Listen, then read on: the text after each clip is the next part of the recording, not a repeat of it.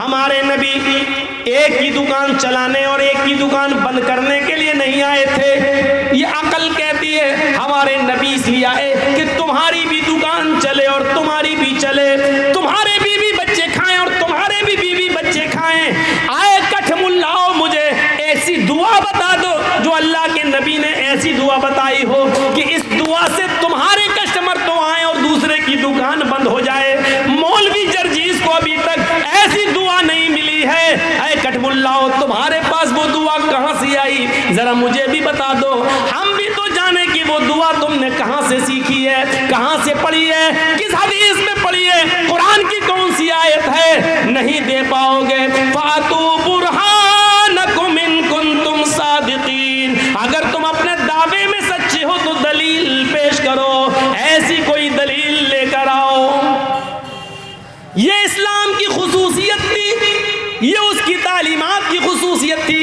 एक दूसरे की फिक्र किया करता था, एक दूसरे की कद्र किया करता था, एक दूसरे के घर में खाना आ जाए चला जाए उसकी फिक्र किया करता था। एक दूसरे की रोटी रोजी छीनने वाले नहीं थे। और यह असर था मुहम्मद रसूलुल्लाह सल्लल्लाहु अलैहि वसल्लम की तालीम का। गौर करो, सईद इब्न जुबैर को हज्जाज इब्न यूसुफ की पुलिस ढूंढ रही है। हज्जाज इब्न यूसुफ बड़ा जालिम बादशाह गुजरा है, हुक्मरान गुजरा है। उसने बड़े बड़े सहाबा को कत्ल करवा दिया और जरा भी नहीं हिचकिचाया। वही सईद इब्न जुबैर के पीछे पड़ गया। सईद इब्न जुबैर भागे भागे फिर रहे हैं, रात में निकलते हैं, छिपा कर गुजर रहे हैं, शहर पार करना चाहते हैं, मुल्क से निकलना चाहते हैं, क्योंकि हज्जाज इब्न यूसुफ ने ऐलान कर दिया सईद इब्न जुबैर को कहीं से भी पकड़ के लाओ, ढूंढ के लाओ, जिंदा उनको पकड़ के लाओ, हम उनको अपनी आंखों के सामने कत्ल होते हुए देखना चाहते हैं। हज्जाज की पुलिस को इनाम दे दिया गया, ऐलान कर दिया गया जो सईद इब्न जुबैर को पकड़ के लाएगा उसको इतना इनाम दिया जाएगा।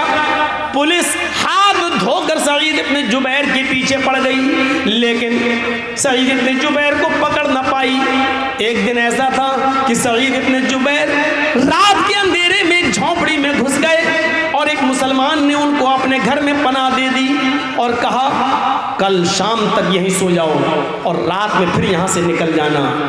लेकिन उसी रात एक दूसरे मुसलमान ने सईद इब्न जुबैर को उस झोंपड़ी में जाते हुए देख लिया और उस देखने वाले मुसलमान ने हज्जाज इब्न यूसुफ की पुलिस को खबर कर दी कि सईद इब्न जुबैर फलां आदमी के घर में छिपे हुए हैं। हमेशा याद रखना, जासूसी अपने ही लोग करते हैं, दूसरों से उम्मीदें कम हैं।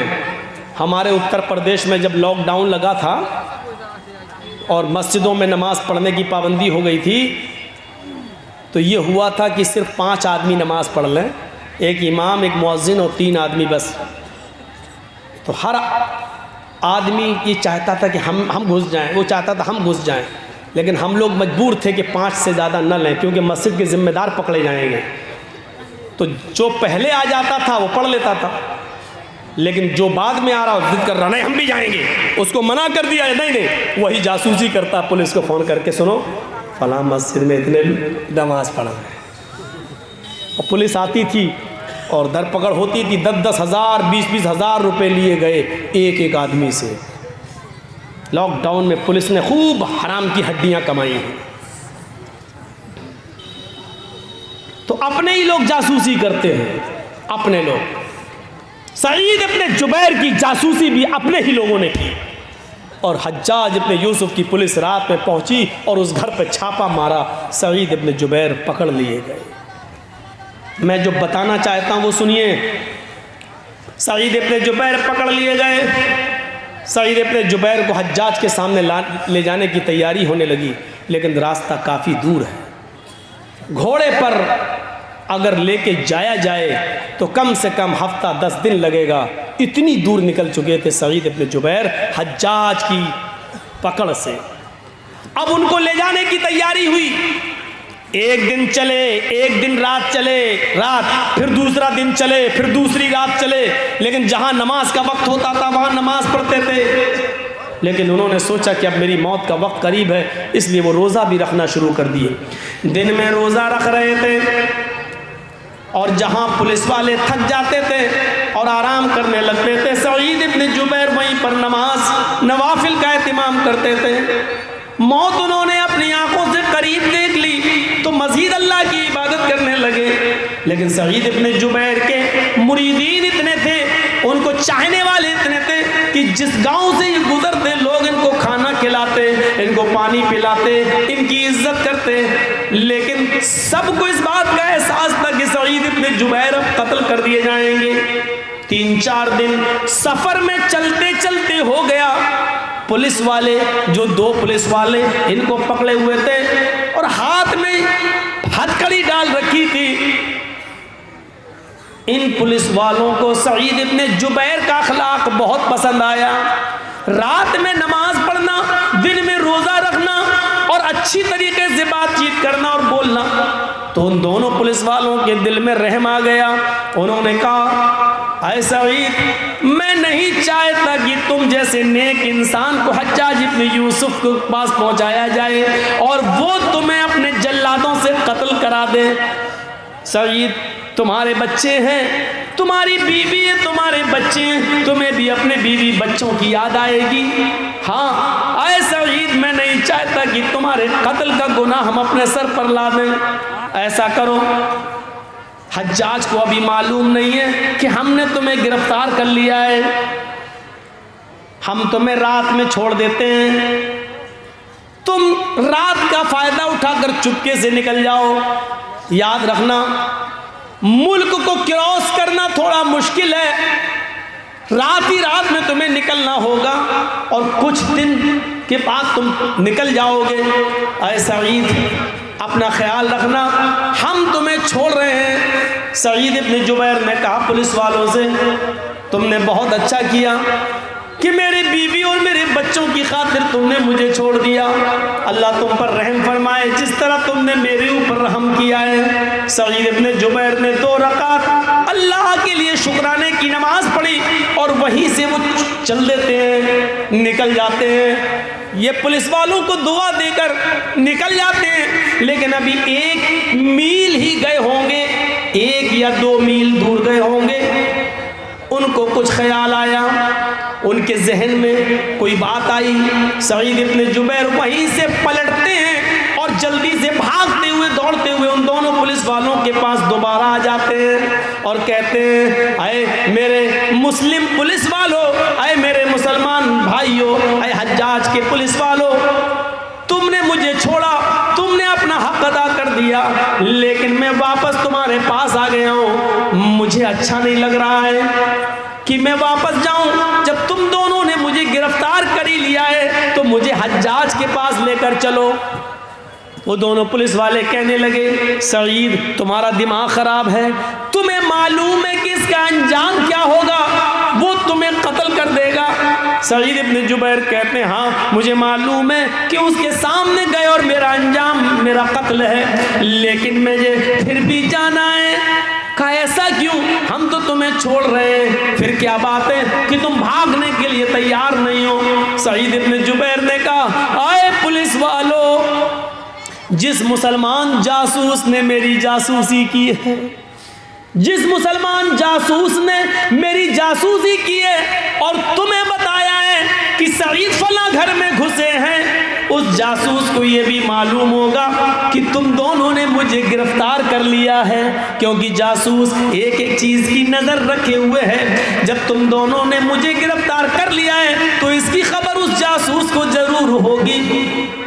तुम मुझे छोड़ रहे हो तो जासूस को इस बात की भी खबर होगी कि तुम मुझे छोड़ रहे हो, और जब हज्जाज के सामने तुम जाकर ये कहोगे कि मुझे सईद इब्न जुबैर नहीं मिले, लेकिन अगर उस जासूस ने ये कह दिया मिल गए थे, मेरी आंखों के सामने इनको पकड़ा भी भी था, लेकिन बाद में छोड़ दिया।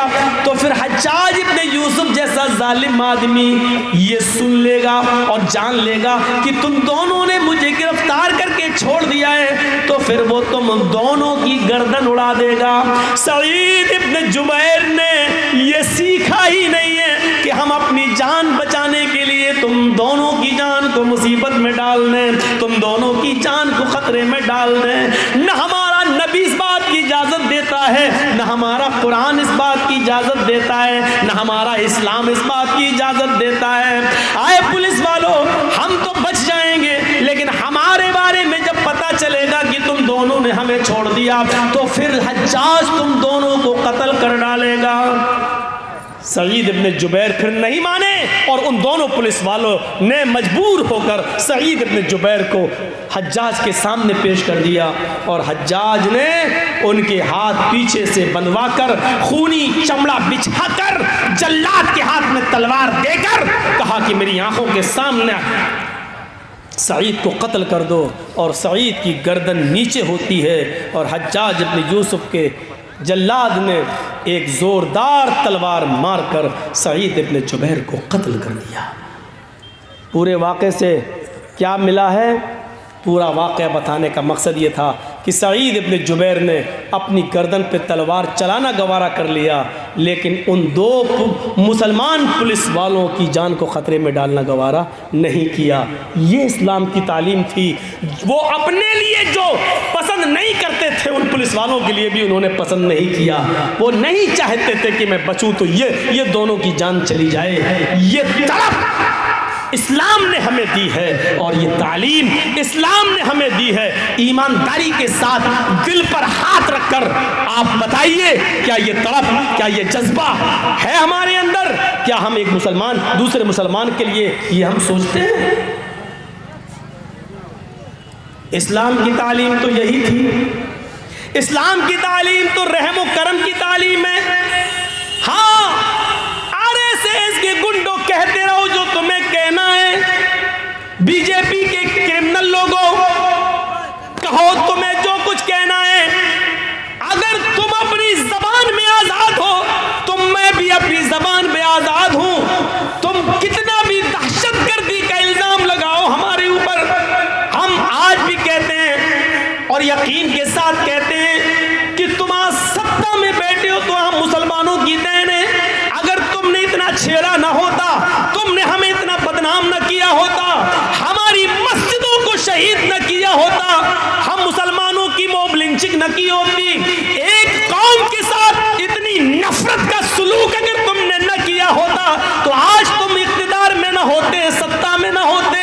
राम का नाम लेकर जिस कुर्सी पर तुम बैठे हो, आज रामचंद्र जी की आत्मा भी तुम्हें कोस रही होगी, आज तुम्हें गालियां दे रही होगी, आज तुम्हें बुरा भला कह रही होगी कि आए कमबख्त हो, आए नालायक हो, मुझे क्यों रुस्वा कर रहे हो? मैंने कब मुसलमानों के खिलाफ नफरत भरे जुमले कहने की इजाजत तुम्हें दी?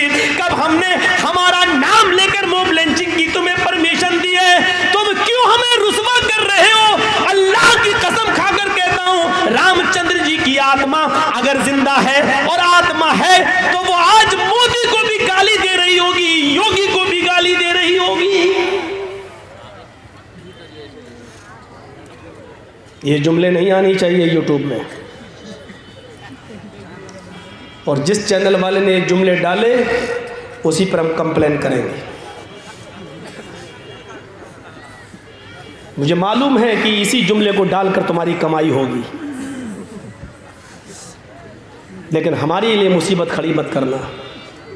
हम हैं तो तुम्हारी रोजी रोटी भी चलेगी। देखना है कितने वफादार हो तुम। तो सोचिए, ये सूरत हाल है हमारी। क्या दर्स है हमारा, क्या सबक हमें इस्लाम दे रहा है और हम क्या कर रहे हैं? हम नहीं है दहशतगर्द। जिस इस्लाम ने एक इंसान के कत्ल को पूरी मानवता और इंसानियत का कत्ल कहा हो, वो दहशतगर्द कैसे हो सकता है? मन कतल नफ्सन बिगैरि नफ्सिन औ फसादिन फकअन्नमा कतलन नास जमीआ। जिसने किसी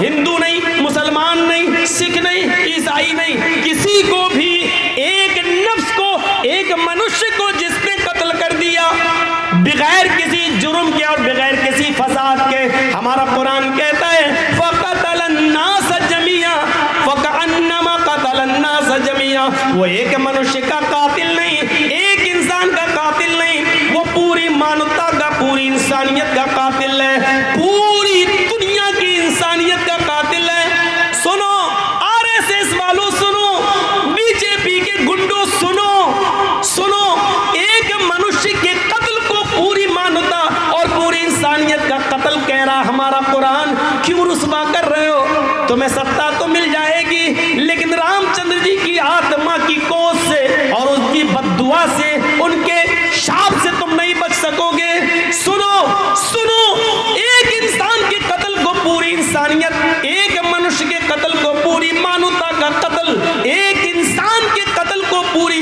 इंसानियत, पूरी दुनिया का कत्ल कह रहा हमारा कुरान। इससे बड़ा सामाजिक धर्म और इससे बड़ा इंसानियत का अलंबरदार धर्म कहाँ मिलेगा?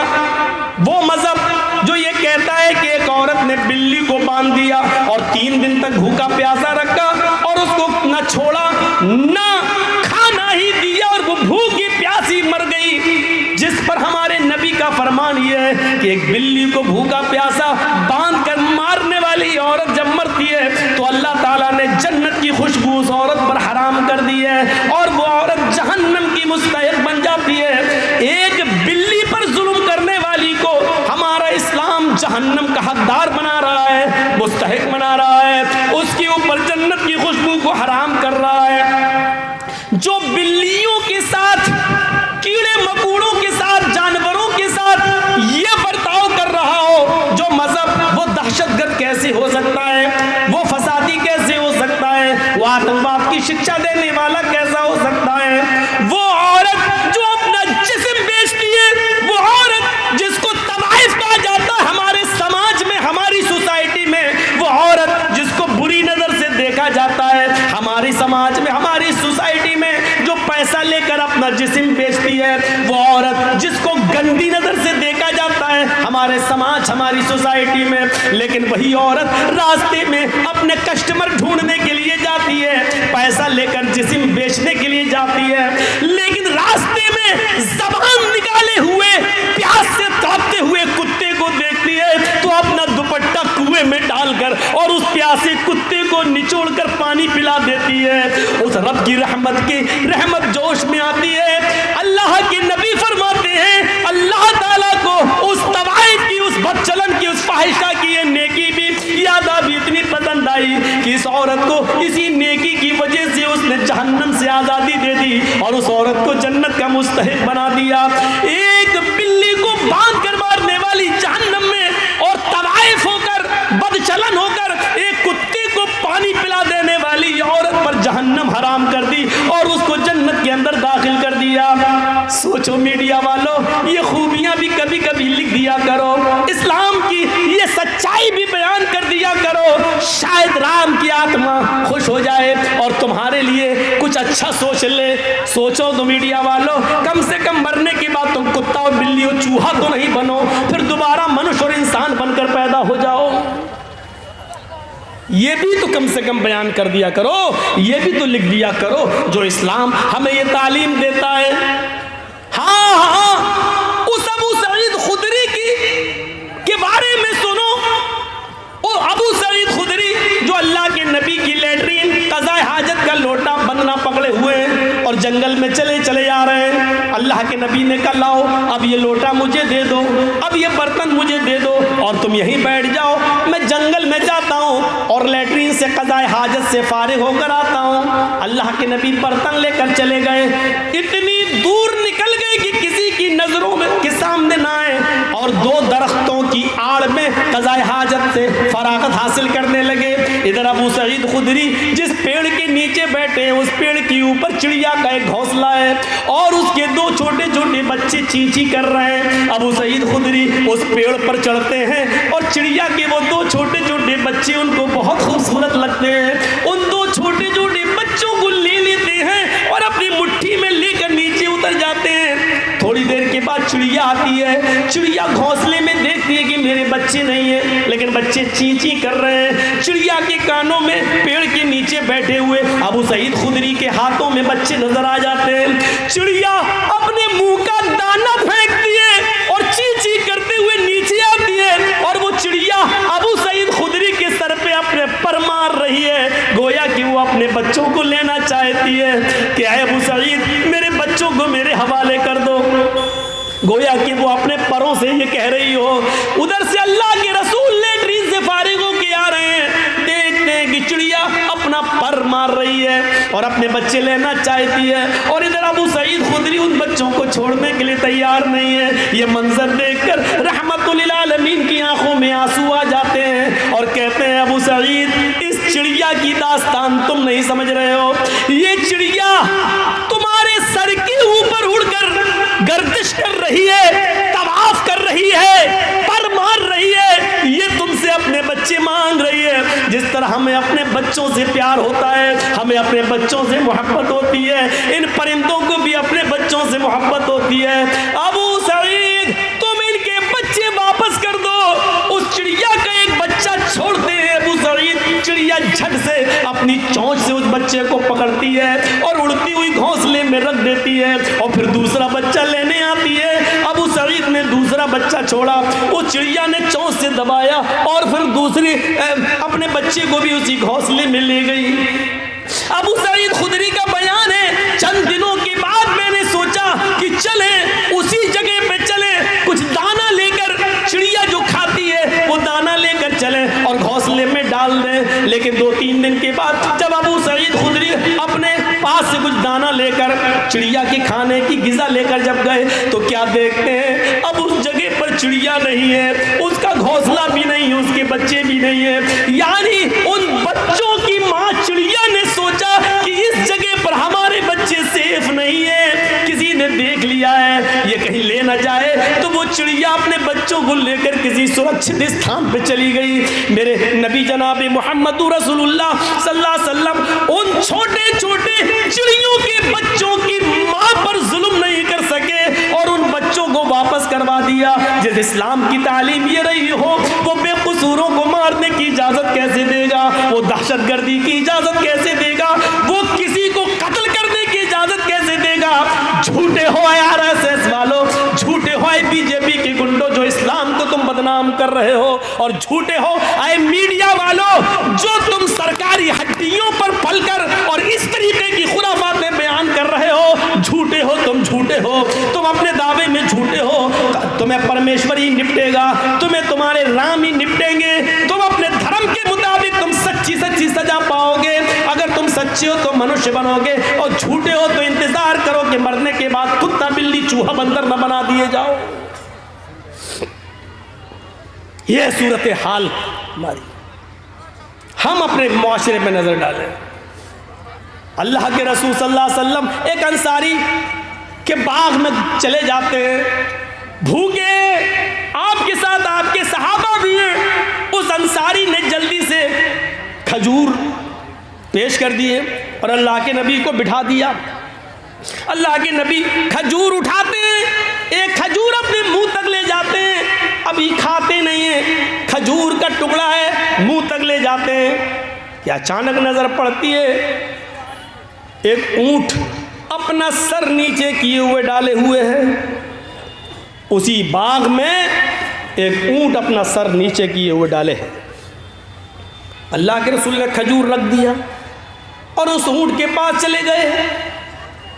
जैसे ही उस ऊंट के सर पे अपना हाथ फेरा, होता है आप लोग अपने कुर्बानी के जानवरों पर हाथ फेरते हैं प्यार में, अल्लाह के रसूल ने जैसे ही उस ऊंट के सर पे अपना हाथ फेरा, उस ऊंट ने अपनी लंबी गर्दन अल्लाह के रसूल के सीने से लगा दी और उस ऊंट के आंखों से आंसू बह पड़े। अल्लाह के रसूल सल्लल्लाहु अलैहि वसल्लम को उस वक्त अल्लाह ने बज़रिए जिब्रील बता दिया।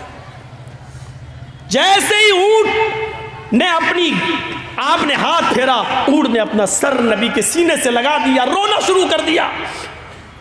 ऊंट के रोने को देखकर नबी का रोना शुरू हो गया और अल्लाह के रसूल ने पूछा, मन रब्बु हाज़ल जमल,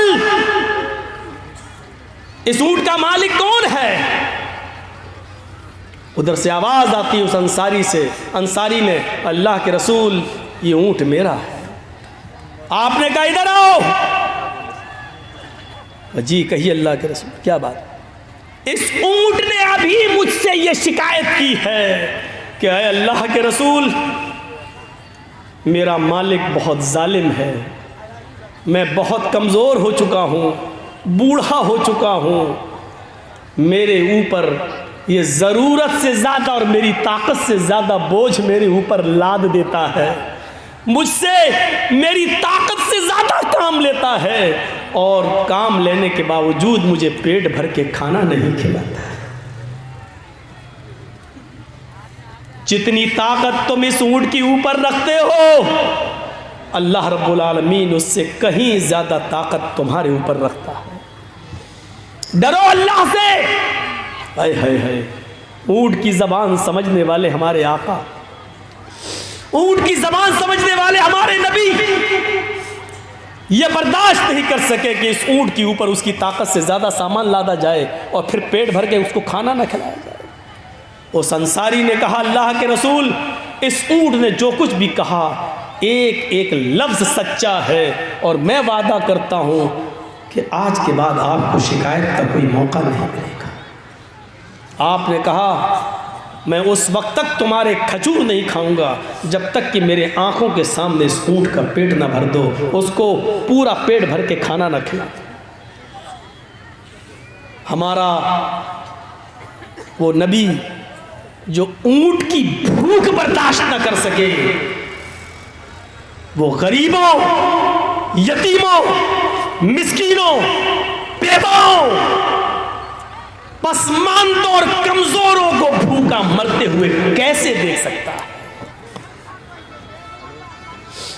ये रहमत है जनाब मोहम्मद रसूलुल्लाह और इस्लाम की खुसूसियत है। इस रहमत से सबक हासिल करो।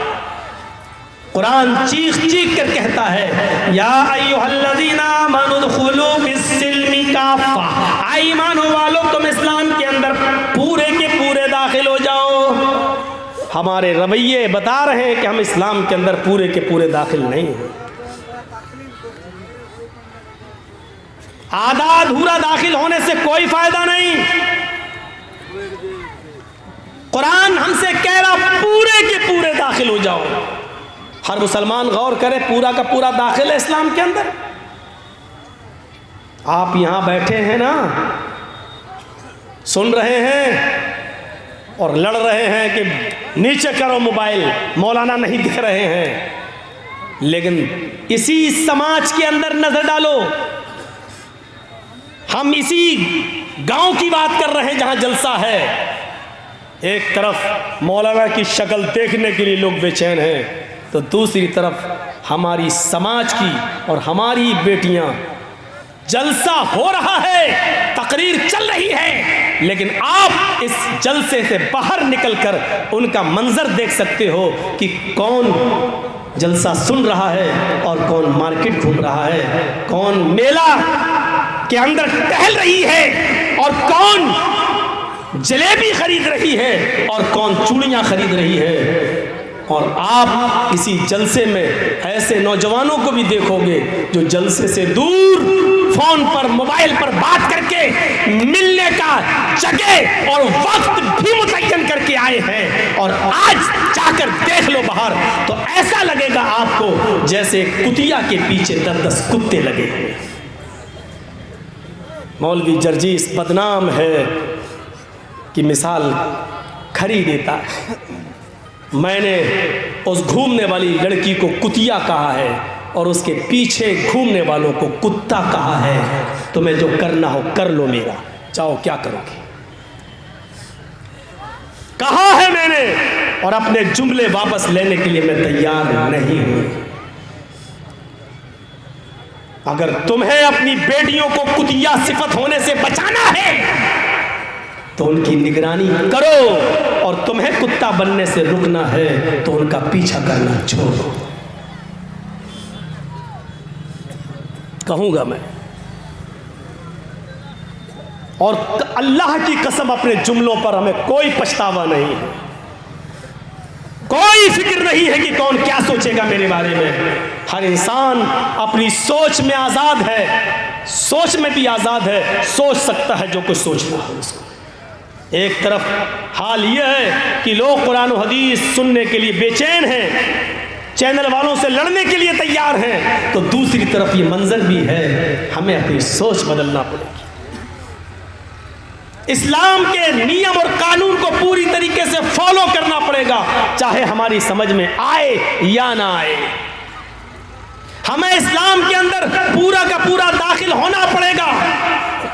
2-4 नमाजें पढ़ लेने से हम मुसलमान नहीं हैं, 2-4 रोजे रख लेने से हम मुसलमान नहीं हैं। माफ कीजिएगा, बहुत सख्त मिसाल दे रहा हूं। 2-4 इबादतें कर लेने से आप मुसलमान नहीं कहलाए जाएंगे।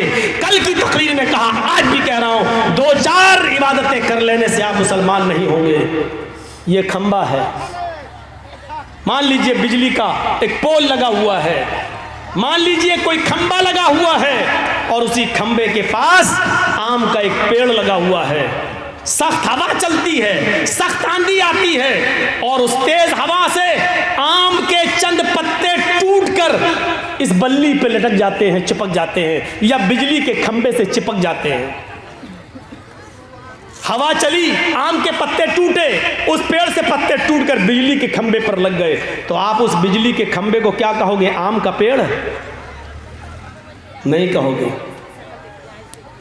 मौलाना जर्जीस कहता है कि वो आम का पेड़ है, आप कहोगे कैसे? देखिए आम के पत्ते लगे हुए हैं उस पर। आप कहोगे साहब आम के पत्ते सिर्फ ऊपर लगे हैं, उसकी जड़ तो आम की नहीं है, वो बिजली का खंबा ही रहेगा। नहीं, मैं कह रहा हूं आम का पेड़ है, इसलिए कि आम के पेड़ पर पत्ते लगते हैं, बिजली के खंबे पर भी पत्ते लगे हैं। आप कहेंगे मौलवी जर्जीस पागल हो गया है, रांची ले जाओ, इसका इलाज कराओ। अरे बिजली के खंबे पर आम के चंद पत्ते चिपक जाने से बिजली का खंबा आम का पेड़ कैसे हो सकता है? तो मैं भी आपसे यही कहना चाहता हूं कि एक इंसान 2-4 नमाजें पढ़ लेने से, 2-4 इबादतें कर लेने से, 2-4 फकीरों को खाना खिला देने से, 2-4 अच्छे काम कर देने से पूरा मुसलमान कैसे हो सकता है?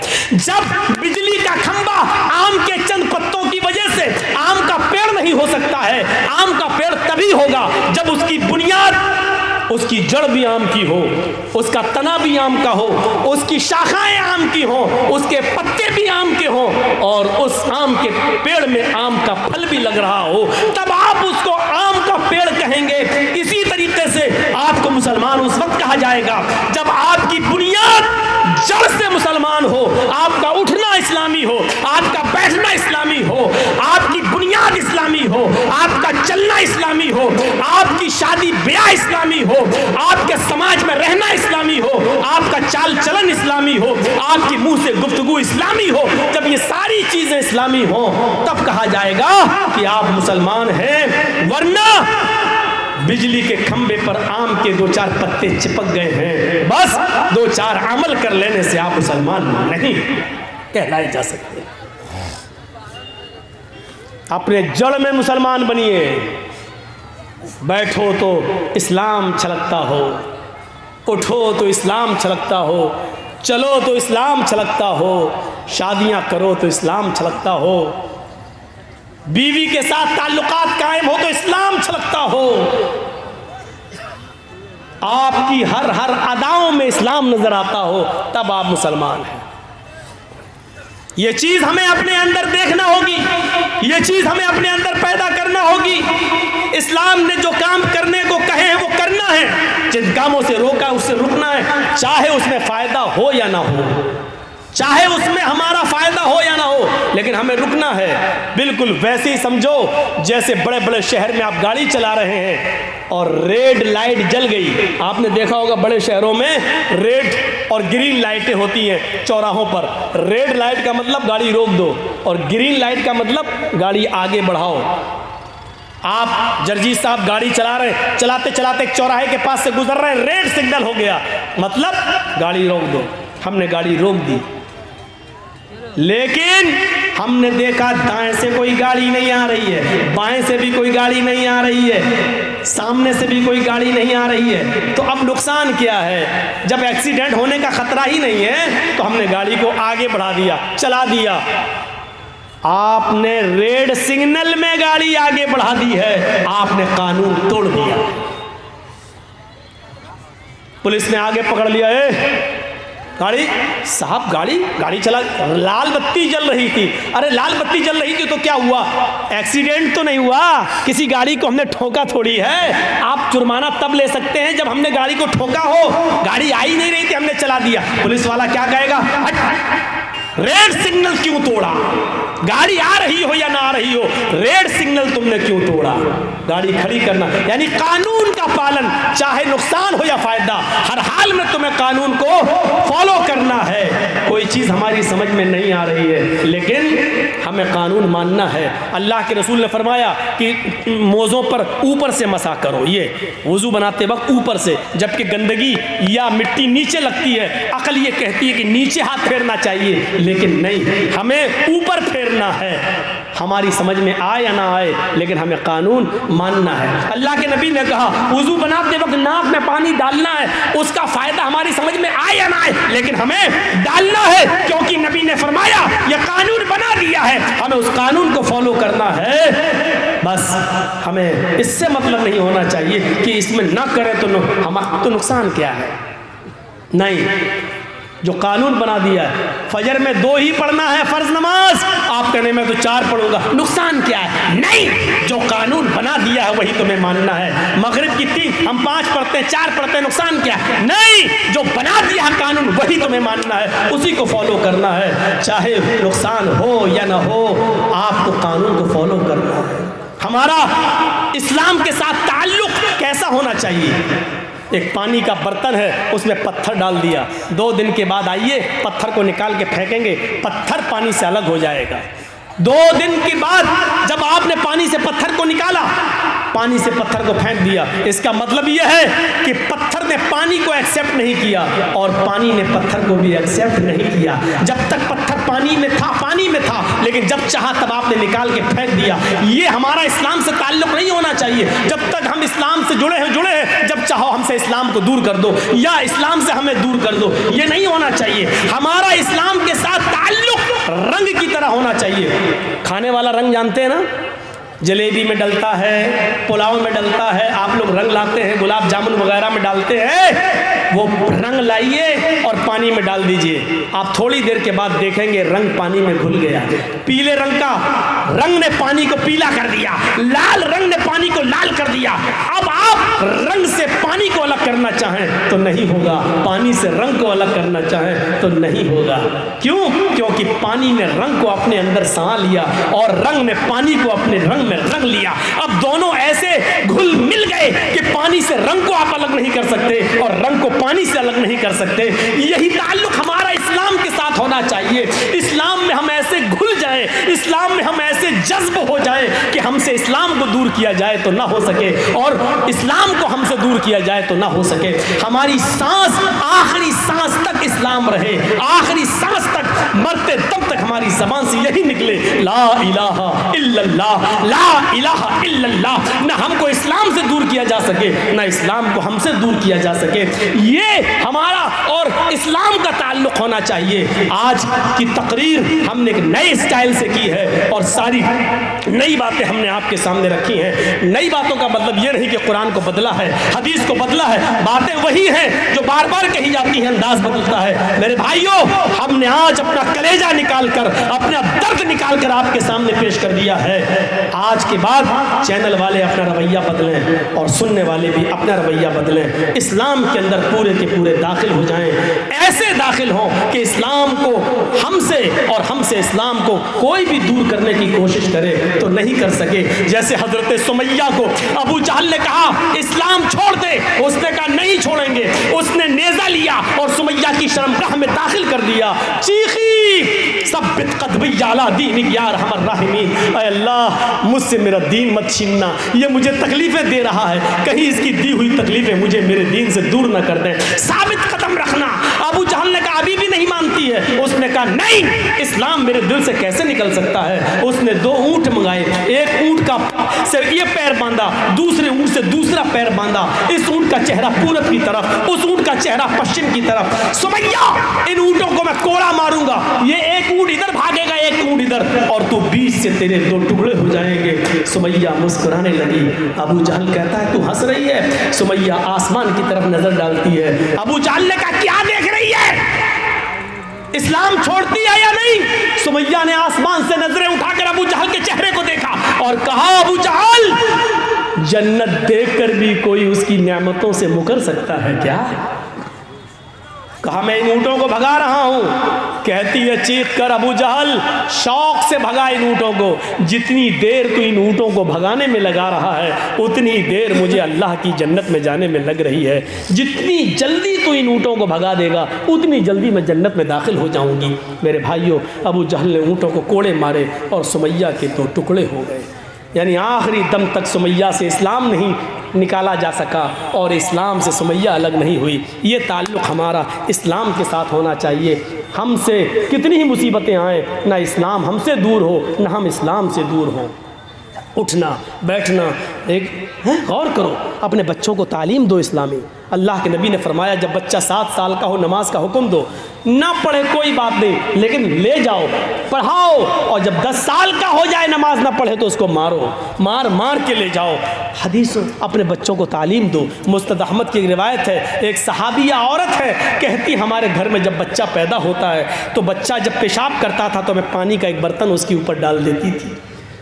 बच्चा पेशाब करता तो पानी से उसको धो देती, उसकी शर्मगाह पर पानी डाल देती थी। जब बच्चा पहले दिन चलने के लायक हुआ, पहला दिन जब बच्चा चलने लगा, पहले दिन जब खड़ा हुआ और मेरे बच्चे को जब पेशाब की ज़रूरत हुई तो मैंने अपने बच्चे से ये नहीं कहा बेटा पानी लेके जाओ, चूँकि अब तक मैंने उसकी आदत डाल दी थी। बच्चा जिस दिन चलने के लायक हुआ उसी दिन पानी का बर्तन लेके जाने लगा और पेशाब करके अपनी शर्मगाह पे पानी डालने लगा। मैंने अपने छोटे से 1 साल के उस 1.5 साल के बच्चे को देखा जो अपनी शर्मगाह पर अपने हाथ से पानी डाल रहा है। हालांकि उसको इस्तिंजा करना नहीं आता है, उसको पेशाब करके धोना नहीं आता है, इस्तिंजा कैसे किया जाए उसको नहीं मालूम, लेकिन मैंने अपने बच्चे को अपनी शर्मगाह पे पानी डालते हुए देखा। मैंने कहा फुज़्तु बिरब्बिल काबा, अल्लाह की कसम में कामयाब हो गई, अल्लाह की कसम में कामयाब हो गई। मैं अपने बच्चे को जैसा बनाना चाहती थी मैंने अपने बच्चे को इस्लामी माहौल में डाल दिया। ये उस औरत ने चीख कर कहा अल्लाह की कसम में कामयाब हो गई। वो औरतें गौर करें जो 4 साल और 6 साल के बच्चे की पैंट की चैन खोलकर खड़े होकर नालियों में पेशाब कराती हैं। तुम अपने बच्चों को इस्लाम की तालीम क्या दोगी, तुम अपने बच्चों को क्या बनाओगी, जबकि तुम्हारे शौहर BA और MA करने के बाद, PhD करने के बाद, MBBS करने के बाद खुद गधे और कुत्तों की तरह खड़े होकर पेशाब कर रहे हैं। तुम अपनी औलाद को बैठकर इस्तिंजा करने की तालीम क्या दोगी। उस सहाबिया से सीखो। इस्लाम के अंदर हमें पूरे के पूरे दाखिल होना है। उम्मीद है इंशाअल्लाह आज का हमारा ये बयान, आज की हमारी ये तकरीर हमारी ज़िंदगियों में इनकलाब पैदा करेगी और हम अपने मुआशरे में इस्लाम को पूरी तरीके से नाफिज करेंगे। बहुत थका हुआ था, कई दिनों से मुसलसल प्रोग्राम, और कल भी किशनगंज के इलाके में पौवा खाली में जाना है। तो मेरे भाइयों परेशान हूँ, थका हुआ हूँ, फिर भी मैंने आपका 1.25 घंटा ले लिया है। अल्लाह से हम दुआ करते हैं कि बारे अल्लाह हमारी ख़ताओं को माफ़ फरमा दे, हमारे गुनाहों को बख्श दे, हमें इस्लाम के अंदर पूरा का पूरा दाखिल फरमा दे। जब तक तू हमें ज़िंदा रख, इस्लाम में ज़िंदा रखना, और जब हमारा ख़ात्मा हो तो इस्लाम में हमारा ईमान पर हमारा ख़ात्मा फरमाना। और आए बारे अल्लाह हम तमाम मुसलमानों को हनफी, बरेलवी, शिया, सुन्नी, अहले हदीस इन झगड़ों से निकाल कर हमें सबको इत्तेफाक इत्तेहाद के प्लेटफार्म पर कायम कर दे, और हमें मिलकर चुनाव हो या कोई भी मौका हो हमें इत्तेहाद और इत्तेफाक के साथ एक जगह जमा होने की तौफीक अता फरमा। बारे अल्लाह फिर से दुआ करता हूँ कि जब तक जिंदा रख, इस्लाम पर रखना, खात्मा हो तो ईमान पर फरमाना। वमा अलैना इल्लल बलागुल मुबीन व आखिरु दावाना अनिल हम्दुलिल्लाहि रब्बिल आलमीन।